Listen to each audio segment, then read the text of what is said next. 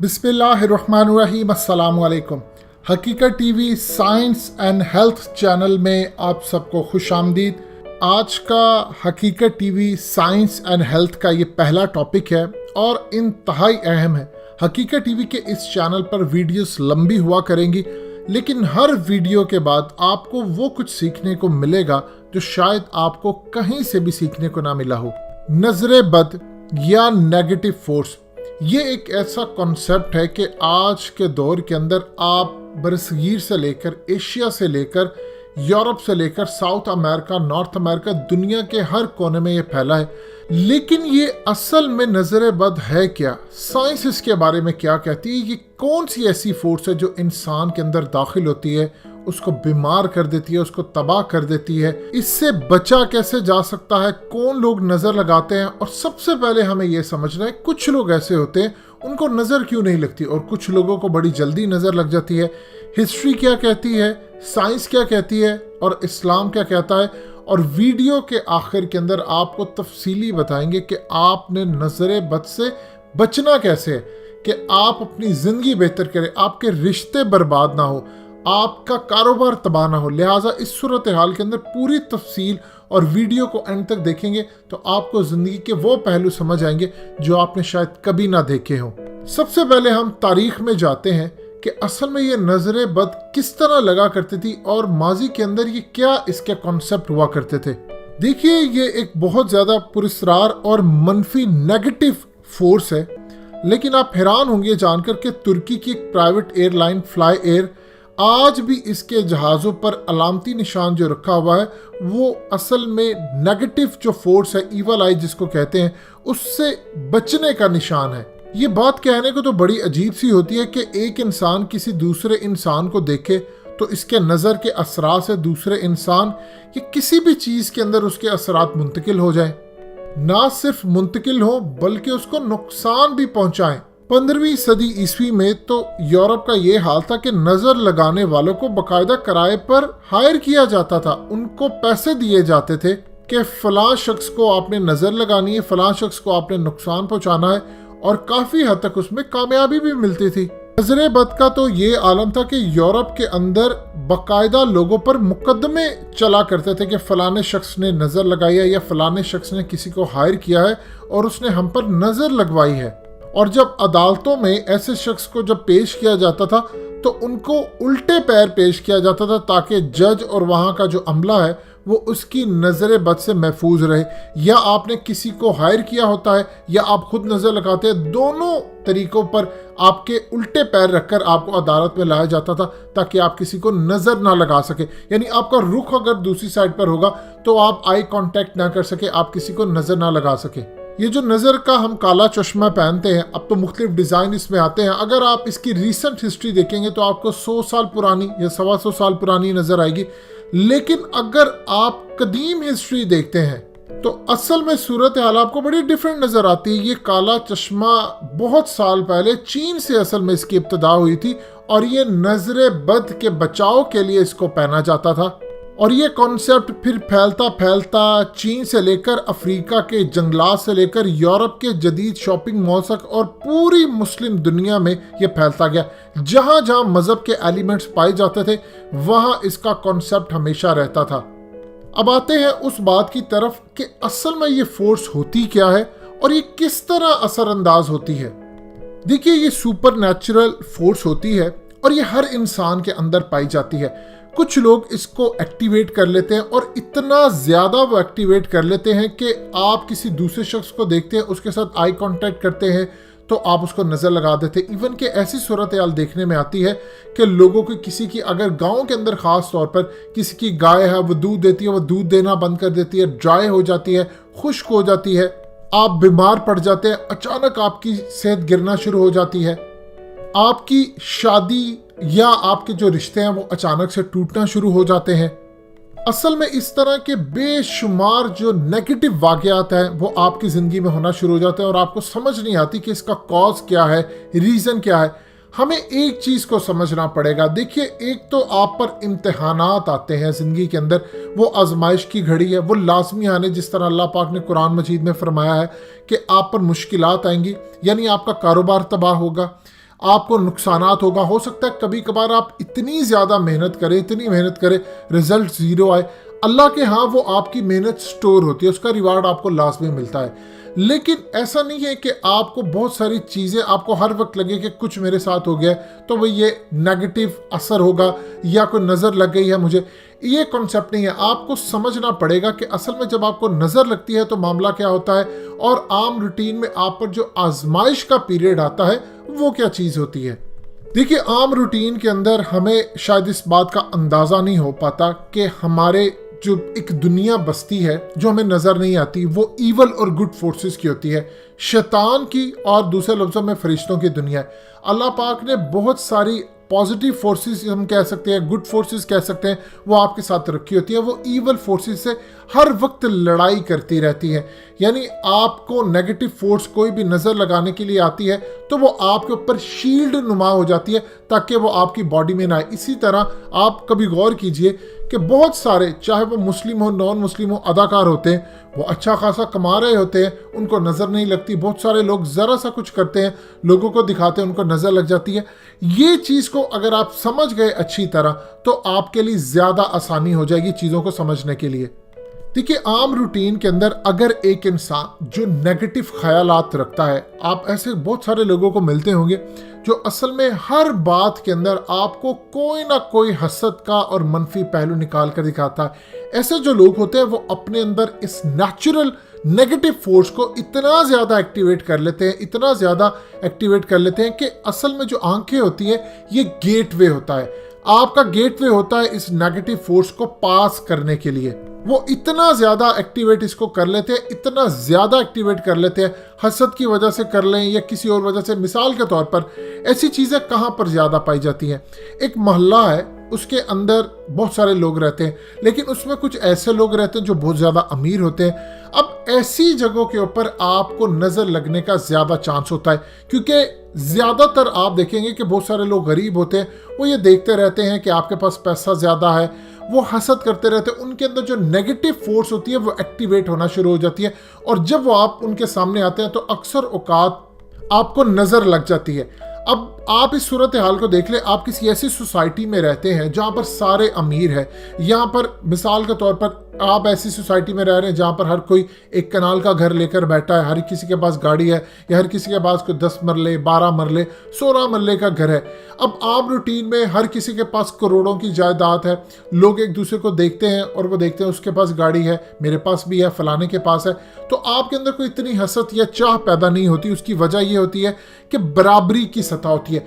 जहां पर ऐसी सूरत हाल होती है कि बहुत ज्यादा गैप होता है किसी भी जगह में, खूबसूरती में हो, चाहे वो किसी जगह के ऊपर आपके पास पैसा ज्यादा, आपने अच्छा घर बनाया हो, गाड़ी हो, यहां पर नजर लगने के ज्यादा चांसेस होते हैं। अब होता यूं है कि कुछ लोगों के अंदर उनकी ये जो नेगेटिव फोर्स है इतनी ज्यादा एक्टिवेट हो चुकी होती है, इतनी ज्यादा एक्टिवेट होती है कि वो पहली नजर में ही आपके साथ आई कांटेक्ट करते हैं, और आई कांटेक्ट करने के बाद वो आपको नजर लगा देते हैं, आप बीमार पड़ जाते हैं। अब अगर उनकी बहुत ही ज्यादा ये फोर्स एक्टिवेट हुई होती है नेगेटिव, तो आपको वो इतनी बुरी नजर लगाते हैं, आप बीमार पड़ जाते हैं, आपका कारोबार तबाह होता है। कुछ लोगों के अंदर ये फोर्स इतनी ज़्यादा एक्टिवेट नहीं होती, लिहाजा वो आपको कुछ निचले दर्जे का बीमार कर देते हैं, या आपको कुछ कारोबार के अंदर नुकसान हो जाता है। और इसका इस्लामिक पॉइंट ऑफ व्यू आगे चलकर भी आपको बताएंगे कि अहादीस क्या कहती है। अब असल सूरत हाल होती है कि आम रूटीन के अंदर तो बहुत सारे लोगों को नज़र लग जाती है, लेकिन कुछ लोग ऐसे होते हैं जिनको नज़र नहीं लगती। ये कौन से लोग होते हैं कि उनके ऊपर जितनी मर्जी कोशिश की जाए उनको नज़र नहीं लगती। इवन के आप अंदाज़ा कर लें कि वो नॉन मुस्लिम हो लेकिन उनको नज़र नहीं लगती। वो बहुत ज़्यादा, आप बड़े बड़े सेलिब्रिटीज़ को देख लें, वो आपके सामने नज़र आते हैं, वो सब कुछ दिखाते हैं, पहनाते हैं, सारी दुनिया उनके पीछे होती है, उनके चाहने वाले बहुत ज़्यादा होते हैं, उनके हासदीन भी बहुत ज़्यादा होते हैं, लेकिन उनको नज़र नहीं लगती। उसकी वजह क्या है? देखिए, होता यूँ है कि सबसे पहले एक बात को आपने समझना है, जो नेगेटिव फोर्स होती है जिन्हें आपको नजर लगानी होती है, उसके मुकाबले के अंदर आपके अंदर एक सुपर नेचुरल गुड फोर्स भी होती है जो असल में उसका मुकाबला करती है। अब होता यूं है कि आम रूटीन के अंदर अगर कोई मिसाल के तौर पर किसी अदाकार या किसी बिजनेसमैन की मिसाल ले ले, वो एक स्ट्रगलिंग पीरियड से आता है या उसके ऊपर बहुत सारी आजमाइशें हैं, उसका वक्त बुरा चल रहा है। आहिस्ता आहिस्ता उसका दिमाग इस तरह ट्रेंड हो जाता है कि मैं जो भी काम करूंगा वो बेहतर होगा। यानी अगर एक अदाकारा है तो उसके दिमाग में हर वक्त ये चलता है मैंने अगली सीढ़ी पर पहुंचना है, मैंने ये काम करना है, मैंने वो काम करना है। तो आपके अंदर जिसको लॉ ऑफ अट्रैक्शन कहता है या सुपर नेचुरल जो फोर्स होती है वो एक्टिवेट हो जाती है। जब आप उसको कंटिन्यूसली एक ही पैटर्न के ऊपर उसको पॉलिश करते रहते हैं, आप उसको सोचते रहते हैं और आप अमल भी उसी डायरेक्शन के अंदर करते हैं, तो वो इतनी ज्यादा एक्टिवेट हो जाती है कि जब नेगेटिव फोर्स के साथ उसका मुकाबला होता है तो उस पर कोई किसी किस्म का असर नहीं हो पाता। अब ये कॉन्सेप्ट थोड़ा समझना मुश्किल है आम रूटीन के अंदर। देखिए मिसाल के तौर पर एक शख्स है, उसने अपने कुछ गोल्स रखे हैं कि उसने एक घर लेना है, उसने अपना बिजनेस स्टैंड करना है, उसने एक लड़की से शादी करनी है, गाड़ी लेनी है। अब सूरत हाल है वो उसके लिए स्ट्रगल करता रहता है। आप जितना ज्यादा उसको सोचते हैं पॉजिटिव, आपके अंदर वो super natural positive force activate होना शुरू हो जाती है। आप उसको मजीद उसके लिए कोशिश करते हैं, यानी एक किस्म का ये पॉलिश है। आप कई साल तक उसके लिए स्ट्रगल करते हैं, आप वो चीज़ें हासिल कर लेते हैं। आप जितना ज़्यादा इन चीज़ों के बारे में पॉजिटिव सोचते हैं, आप उसको अट्रैक्ट करते हैं। हालात आपके सामने इस तरह के बनना शुरू हो जाते हैं कि आप उन तक पहुंच जाते हैं। अब ऐसी सूरत हाल के अंदर जब आपका मुकाबला आम रूटीन के अंदर नेगेटिव लोगों के साथ होता है, तो वो जब आपको नजर लगाने के लिए उनकी फोर्स निकलती है तो वो आप पर असर अंदाज नहीं कर पाती, क्योंकि आपके अंदर ऑलरेडी इतनी ज्यादा पॉजिटिव फोर्स होती है। ये असल में एक इसका पॉइंट और एक इसका एंगल है जो आपको ये समझना है कि किस तरह नेगेटिव फोर्स जो है वो अगर हावी हो जाती है तो वो आपको नुकसान पहुंचाती है। मिसाल के तौर पर अक्सरियत लोगों की ऐसी होती है कि वो डाउट्स में रहते हैं, ना इधर रहते हैं ना उधर रहते हैं। तो इस सूरत हाल के अंदर आपकी जो बॉडी के अंदर जो फोर्स होती है वो इस तरह एक्टिवेट नहीं होती, लिहाजा आपको नेगेटिव फोर्स पूरी तरह आप पर असरअंदाज होती है और वो आपको बीमार कर देती है, आपके रिश्ते तोड़वा देती है। अब इसका हल क्या है? सबसे पहले साइंस के बारे में समझ लें, साइंस के बारे में क्या कहती है। देखिए साइंस हर उस चीज को रद्द कर देती है जो उसकी समझ में नहीं आती, और साइंस कभी भी खास तौर पर मुशाहिदात के ऊपर बिलीव करती है, यानी ऐसी चीजें जिसकी एग्जिस्टेंस पाई जाती हो। अब मिसाल के तौर पर आप इस बात को मानते हैं या नहीं मानते कि जमीन के अंदर जो कशिश है यानी जो अट्रैक्शन है, कोई फर्क नहीं पड़ता कि आप उसको मानते हैं या नहीं मानते। आप किसी गेंद को ऊपर उछालें, आप किसी भी ऑब्जेक्ट को ऊपर उछालें, उसने वापस जमीन पर आना है, क्योंकि जमीन के अंदर एक कशिश पाई जाती है, उसके अंदर एक अट्रैक्शन है, उसके अंदर एक फोर्स है, वो इसको खींचती है।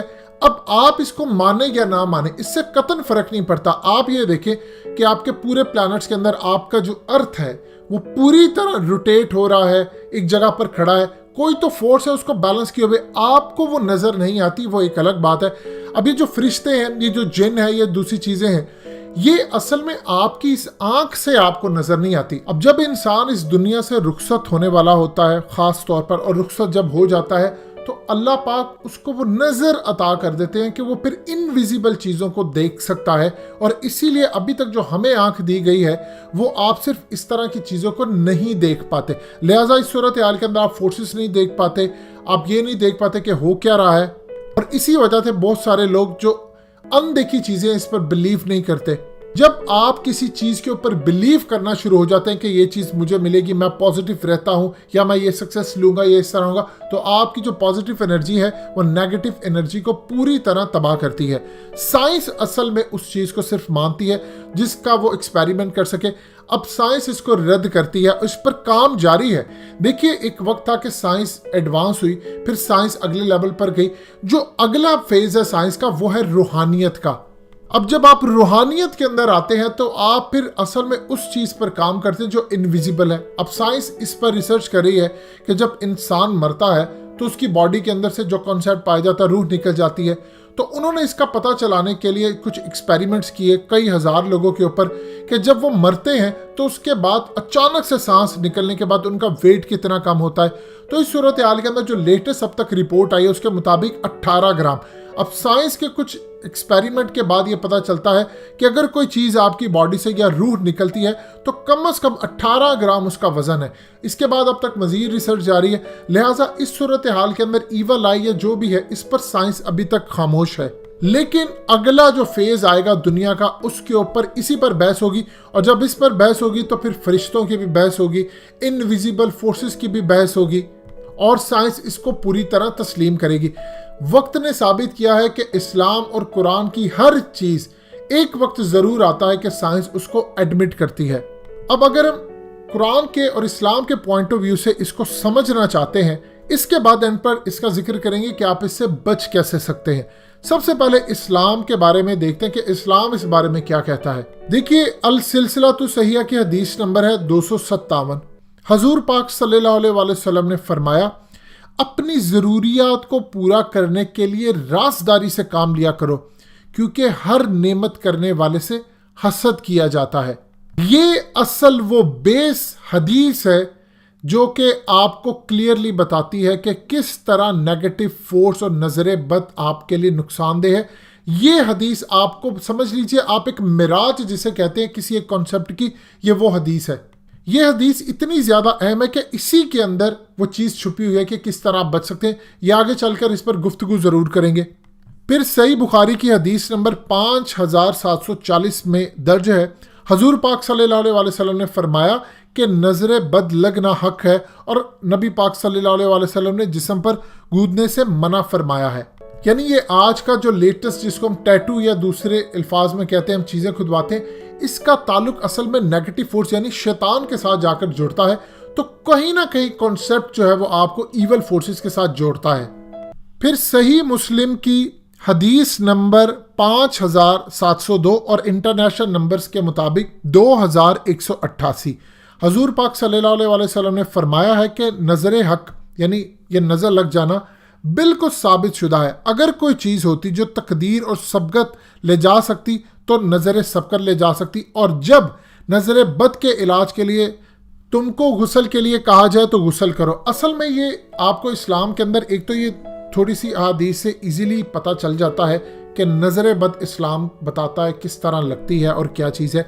दूसरी सूरत हाल के अंदर ये बात बताई जाती है कि आप जब दम करें, नहाए, वो एक पूरा प्रोसीजर होता है जिससे आपकी बॉडी के अंदर जो ईवल फोर्सेस जन्म ले लेती हैं, यानी पूरी तरह अंदर बह जाती है। आप उनको निकालने के लिए पानी का इस्तेमाल करते हैं, वो आयात पढ़ते हैं कि वो आपकी बॉडी के अंदर से ये फोर्सेस निकाल देती हैं। वो पूरा एक कॉन्सेप्ट है। अब इस सूरत हाल के अंदर सबसे पहले हमें क्या करना होता है कि हम जिनसे नजर लग जानी है हम उन चीजों से दूर रहें। देखिए, सबसे पहले एक चीज ध्यान में रखिएगा, आपकी जो गैदरिंग होनी चाहिए, जो आप जिस कम्युनिटी के अंदर बैठते हैं, उनके अंदर खास तौर पर जो लोग आपसे नेगेटिव बातें करते हैं या आपको मायूसी की तरफ लेकर जाते हैं, चाहे वो आपके जितने मर्जी करीबी क्यों ना हो, याद रखिएगा उनकी पहचान ऐसी होती है कि वो हर अच्छी चीज के अंदर एक नेगेटिव पहलू जरूर निकालते हैं। आपकी खुशी उनसे कभी रास नहीं आती, वो खुश कभी नहीं हो पाते। बज़ाहिर वो आपको प्रिटेंड करते हुए नजर आ रहे होते हैं कि जी हम बहुत ज्यादा खुश हैं आपके साथ, लेकिन असल में वो आपको नजर लगाने के लिए पूरी तरह तैयार रहते हैं। जब आप इस कॉन्सेप्ट पर पहुंच जाते हैं कि आप पॉजिटिव सोचते हैं, हर चीज को बेहतरी सोचते हैं अपने मुस्तकबिल के लिए, मिसाल के तौर पर आप अपने दिमाग को ऐसा ट्रेन कर लेते हैं कि हर नेगेटिव चीज के अंदर आपको एक पॉजिटिव आती है, तो समझ लीजिए आपकी बॉडी के अंदर इस तरह की जो पॉजिटिव फोर्स है वो एक्टिवेट हो जाती है। अब असल में वो जब फोर्स एक्टिवेट होती है तो अल्लाह पाक आपकी हिफाजत के लिए फरिश्ते भेजते हैं जो ईवल फोर्सेस की जानिब से वो फोर्स निकलती है उनका मुकाबला करते हैं ताकि आपकी वो बॉडी में दाखिल ना हो पाए। ये मुसलमान हो, गैर मुस्लिम हो, हर एक की हिफाजत के लिए काम होता है। और आपको ज़हन में ये बात रखनी है हर सूरत कि आप हर नेगेटिव चीज़ के अंदर भी पॉजिटिव रहें। जब भी मर्जी मुश्किलात आए, ट्रबल आए, जो कुछ भी हो, आप पॉजिटिव रहने की कोशिश करें। हर दफ़ा ये मुमकिन नहीं होता, कभी कभार होता है कि आप राह छोड़ देते हैं, लेकिन जब आप दोबारा अपना मुहासबा करते हैं, री इवैल्यूएट करते हैं, तो आपको नज़र आता है कि बिल्कुल ठीक है, मुझे उसी रास्ते पर जाना चाहिए। और इसीलिए इस्लाम ने कहा गया, ये जो तौबा की बात है कि आप डे जब आप अपना ख़त्म करते हैं, सोने वाले होते हैं, तो अल्लाह से माफ़ी मांग कर तौबा करके सोया करें। इसका असल ये मतलब होता है कि आप अपने दिमाग से नेगेटिव फोर्सेस निकालें। देखिए, एक खूबसूरत तरीन बात यह है, हदीस शरीफ में आता है कि जो शख्स अल्लाह से जैसा गुमान करता है अल्लाह पाक उसको वैसे मिलता है। ये क्या चीज़ है? ये हमें क्यों उलमा नहीं बताते इस हदीस के बारे में? इसका ये मतलब है कि आप अल्लाह से, मिसाल के तौर पर एक शख्स अल्लाह से ये गुमान रखता है कि ए अल्लाह तू मुझे एक घर देगा, एक गाड़ी देगा, मेरा अच्छी जगह शादी होगी, मैं खुशहाल रहूँगा। अब इसका ये मतलब नहीं है कि आप एक दफ़ा ये बात करें। आप अपने दिमाग में जितनी मर्तबा आप उसको सोचते हैं, पॉजिटिव सोचते हैं, अब महसूस करते हैं कि मेरे पास घर है, मैं फील कर रहा हूँ कि मेरे पास ये चीज़ें मौजूद है, और अल्लाह पर भरोसा करते हैं, फिर आप मेहनत करते हैं। जब आप मेहनत करते हैं तो सबसे पहले याद रखिएगा आएगा फेलियर, नाकामी। लोग आपको कोसेंगे, बुरा भला कहेंगे। यहाँ पर आपको नज़र लगाने के लिए भी आगे आएंगे, और इस सूरत हाल के अंदर जब आप फिर भी पॉजिटिव रहते हैं तो समझ लीजिए आपके अंदर जो पॉजिटिव फोर्स है वो एक स्टेप आगे बढ़ चुकी है। सो इस सूरत हाल के अंदर आप अगले लेवल पर जाते हैं। आपने अल्लाह पर गुमान रखा, फिर अल्टीमेटली आपको वो चीज़ मिलेगी, नेगेटिव फोर्सेस असर नहीं करेंगी। एक आयत आप अपने दिल, दिमाग, अपनी नस्लों, अपनी हर चीज़ के अंदर उतार लीजिए। ये इतनी बड़ी आयत है, ये खजाना है, ये आपको ज़मीन से उठाकर आसमान तक ले जाएगा। अगर आप पूरे कुरान मजीद के अंदर अपनी ज़िंदगी बेहतर करने के लिए इस आयत को अपने दिल में उतार ले तो कामयाबी आपसे कभी दूर नहीं जाएगी, और कोई नेगेटिव फोर्सेस मुस्तकबिल के अंदर भी आपको कभी तंग नहीं कर पाएंगी। सूरह नजम की आयत 39 में अल्लाह पाक फरमाते हैं, इंसान को वही मिलता है जिसकी वो कोशिश करता है। ये क्या चीज़ है? देखिए, आम रूटीन के अंदर कोशिश लफ्ज़ बहुत छोटा लफ्ज़ है। ये असल में कहा जाता है कि जब आपके अंदर बर्निंग डिज़ायर आती है। देखिए, एक तो होता है कि आप ये कहते हैं कि मुझे ये चीज़ चाहिए, एक आप फीलिंग के साथ कहते हैं, बर्निंग डिज़ायर आपके अंदर आती है कि आप उसके लिए सब कुछ कुर्बान करने के लिए तैयार है, आपने वो मकाम हासिल करना है। तो अल्लाह पाक ने आपको सूरह नजम में वादा दे दिया है कि आपको वो चीज़ मिलेगी, चाहे वो आपकी कोई भी चीज़ हो, वो आपको मिलेगी।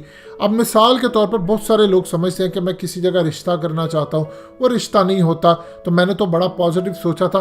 तो फिर सूरह बकरा की आयत याद कीजिए कि अल्लाह पाक फरमाते हैं कि हो सकता है कि किसी चीज़ को तुम अच्छा समझते हो लेकिन वो तुम्हारे लिए बुरी हो, और हो सकता है कि किसी चीज़ के बारे में तुम बुरा समझते हो लेकिन वो अच्छी हो, और अल्लाह जानता है, तुम नहीं जानते।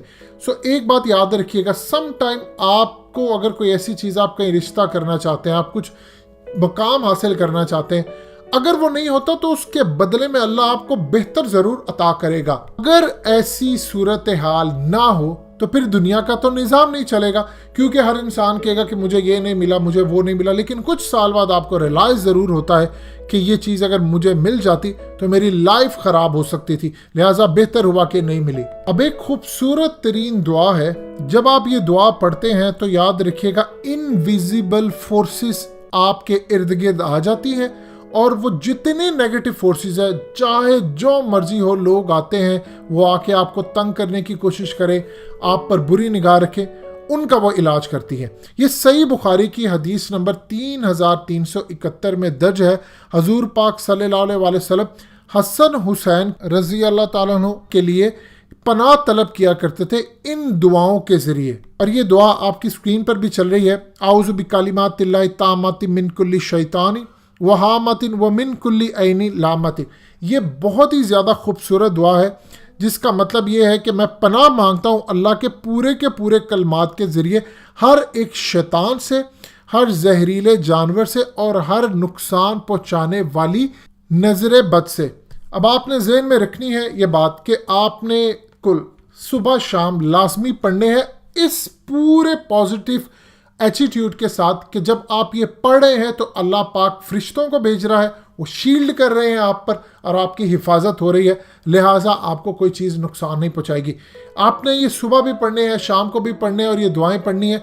डेली आप कोशिश करें जितना ज़्यादा दुआ को पढ़े, और दुआ पढ़ते हुए ये याद रखिएगा आपको उसके मीनिंग का पता हो कि आप कर क्या रहे हैं। ऐसा नहीं है कि आप बस तस्बीह चला रहे हैं, आप दुआ पढ़ें। अब ये कॉन्सेप्ट आपको समझना पड़ेगा। जब आप दुआ मांग रहे होते हैं और आपकी दुआ के साथ फीलिंग्स और शिद्दत जा रही होती है, आपको पता होता है कि आप कर क्या रहे हैं। आप किसी आम शख्स के पास जाते हैं कि भाई फलाना मेरा ये काम कर दे, आपकी शिद्दत नज़र आती है। अब यही शिद्दत जब आप अल्लाह से दुआ मांगते हो, आपको पता हो कि जो दुआ पढ़े हैं उसका मतलब क्या है, आप अल्लाह से डिमांड क्या करें, आप उसको इमेजिनेशन में सोच रहे हैं, तो फिर आपको वो रास्ता लेकर जाता है। जब आप अपनी ज़िंदगी के अंदर ये चीज़ें उतार लेते हैं तो फिर आपके अंदर वो सुपर नेचुरल फोर्सेस एक्टिवेट हो जाती है, आपको कभी नुकसान नहीं होता। याद रखिएगा ये बात, आपने जिंदगी के अंदर अगर अपने आप को बचाना है तो नेगेटिव लोगों से दूर रहे। आपको नहीं पता कि कौन कितनी सुपर नेचुरल नेगेटिव फोर्स लेकर बैठा वो आप पर हमला करे। आपकी दुआएं वो आकर बचाती हैं, तब आपको रियलाइज होता है कि मुझे जिंदगी के अंदर ये फायदा मिला। और जिंदगी में याद रखिएगा, आप पर मुश्किलात आनी है। कुरान मजीद में कह दिया गया है कि हम तुम्हें आजमाएंगे भूख से, यानी आपको फाइनेंशियल क्राइसिस भी आएगा, आपके लिए मुश्किलात पैदा होंगी, खाने के आपको लाले पड़ेंगे, और उसके अलावा आपकी मेहनत फिर ज़ाया होगी। आप बहुत सारी चीज़ों के लिए मेहनत करेंगे, रिजल्ट कुछ नहीं निकलेगा, लेकिन आपकी वो मेहनत स्टोर हो जाएगी। जैसे ही आप किसी और चीज़ में आप मेहनत करेंगे सारा रिजल्ट मिल जाएगा। मिसाल के तौर पर आप कारोबार करते हैं और 2-3 कारोबार करते हैं, नुकसान में चला जाता है, आपने हिम्मत नहीं हारी, आपने दोबारा कोशिश की, तो जो पहले 3 का नुकसान है वो भी आपको अगले में पूरा हो जाएगा। इसको समझना आपने। फिर उसके बाद जानो माल का नुकसान, आपके माँ बाप उन्होंने इस दुनिया से जाना, ये अटल चीज़ है, ये ज़हन में रख लीजिए। आपने इस दुनिया से जाना है, हकीकत टीवी ने इस दुनिया से जाना है। आप जिसकी आवाज़ सुनते हैं उसने दुनिया से जाना है। सिर्फ यहाँ पर अल्लाह की ज़ात बाकी रहेगी। लिहाजा इस चीज़ के लिए आप अपने आप को तैयार रखें। आप कब्रिस्तान में जितना हो सके जाया करें ताकि आपको अपनी आखिरत याद रहे। इसके बाद याद रखिएगा, जब आप इन चीज़ों के लिए तैयार रहते हैं तो अल्लाह पाक ने कहा मैं तुम्हें आजमाऊंगा। ये नहीं है कि आपके माँ बाप में से कोई इस दुनिया से जाता, बहन भाई, आपका दोस्त या आप चले जाते हैं तो आप बैन डालें, आप रोएं और आप लोगों को बताएं।